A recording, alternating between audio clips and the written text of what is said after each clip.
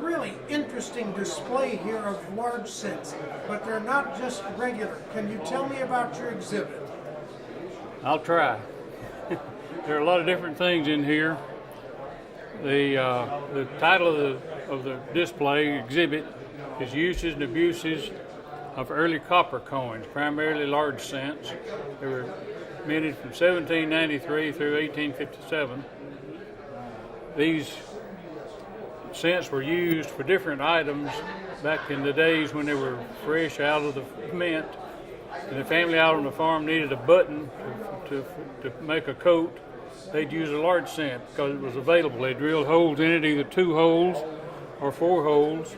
And there's some examples of each in these cases of the buttons.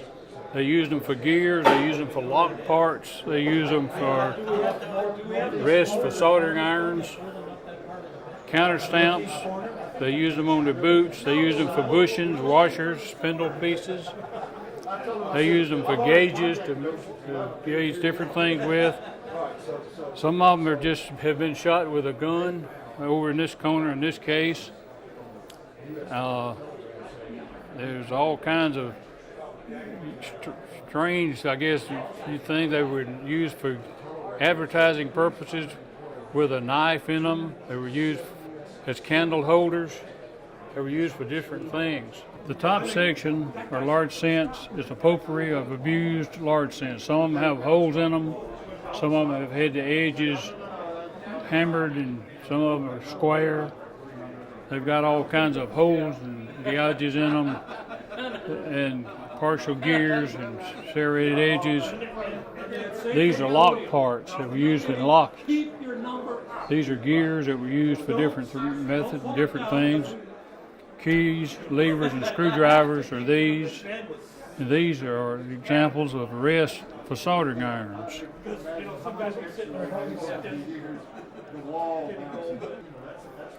These are holes, or coins that are holed near the edge. And many of these coins where the hole near the edge were worn around the neck. They were known as souvenirs, love tokens for identification, and sometimes used as a handy key. These are examples of bushings, washers, and spindle pieces. A lot of the people back then, in some way, they attached the large cents to their boots or bracelets. And here's some examples of them. You can see the solder where they soldered them to things. Counter stamps were used for advertising purposes and for the love tokens, and the guy would put his initials on there and give them to his girlfriend.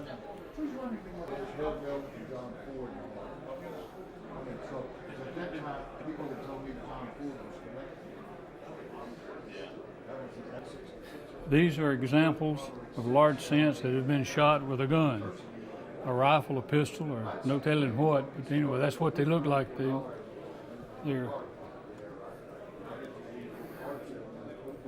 can see where the bullet is still stuck in that one.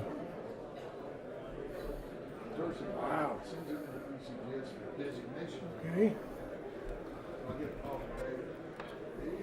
This one is an example of an advertising from Procter & Gamble from 1937. It was the 100th anniversary of Procter & Gamble. They were in business from 1837 to 1937.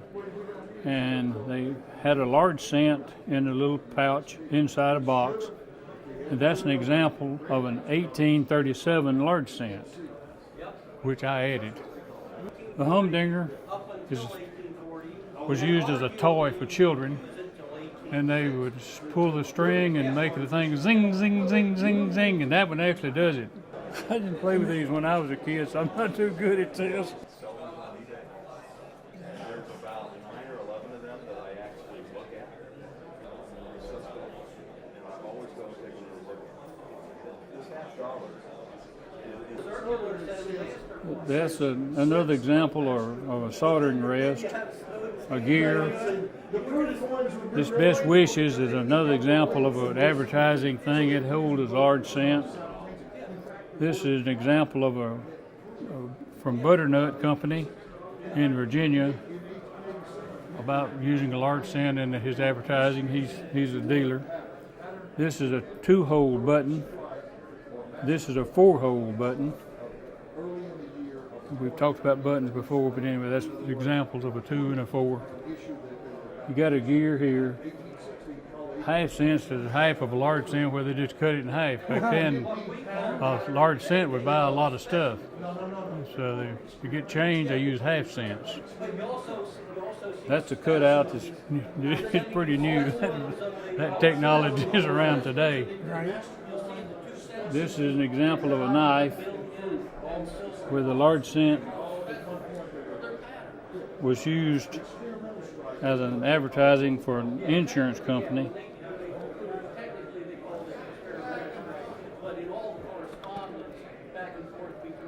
That's a love token, had JS on it. This is an example of a wire stripper, where you strip the wires, the plastic off the wire to expose the copper wiring inside the wire. Here's a couple of examples of candle holders. It's primarily a stack of large cents with holes in them. Here's 1, 2, 3, 4, 5, half a dozen examples there of Underground Railroad passes that were used when the slaves were leaving the United States going to Canada here about the Civil War time. Then you got those, just more love tokens. That's an example of a pastry cutter up there. Screwdrivers are flat on one side. The love token there. This is just abused coins. Here's an example of a good luck nail in a large cent. It was a custom back in 1790s to 1860s. It was common custom to add a large cent to the center post or the ridge post for good luck. That's an example of one you see of the counter stand with G.G. Wilkins, who's a doctor. That's an example of another large cent, and it was used in advertising. And this is one that's in bronze, and it's very rare. I think there are 2 of those known. Hammered through leather is a couple examples. Number dedication piece. There's a sundial. The key, the large cent was used with a number on it to distinguish the room number where the key would go in a hotel. That's a little treasure chest.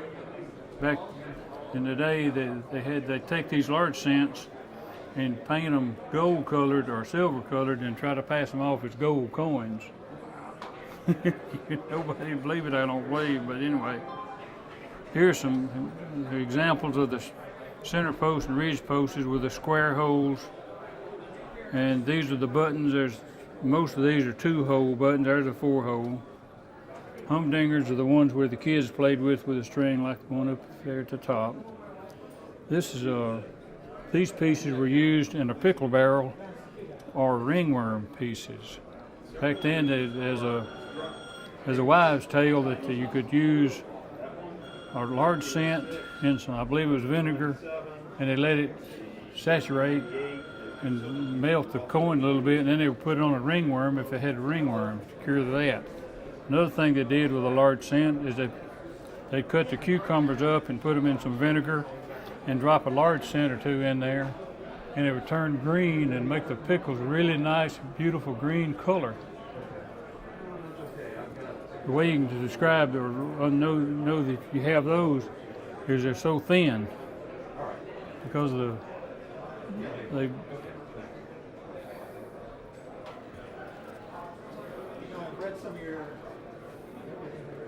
compared to a normal thickness coin.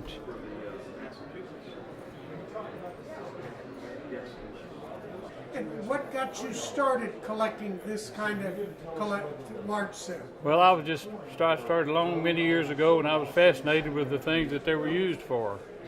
And as you run across one piece, you'd buy it and stick it back in the drawer somewhere, and then you look, and one of these days you got a whole lot of this stuff. And I bought a lot of it from a guy named Don Weathers, and a lot of the stuff in here was his. And he educated me a lot about it, and I finally convinced him to let me buy his his stuff, and I did. And I've enjoyed it. You do making an exhibit from it. I exhibited at the Fun Show in January in Fort Lauderdale, and won the People's Choice Award. I used the same exhibit at the A&A in March in Orlando, and it won the People's Choice Award. So the 2 times I've exhibited, it won the People's Choice, which is a really great honor to me and to the exhibit, and I'm fascinated with it, and a lot of people are, and it's unique, and that's what makes it a little bit different.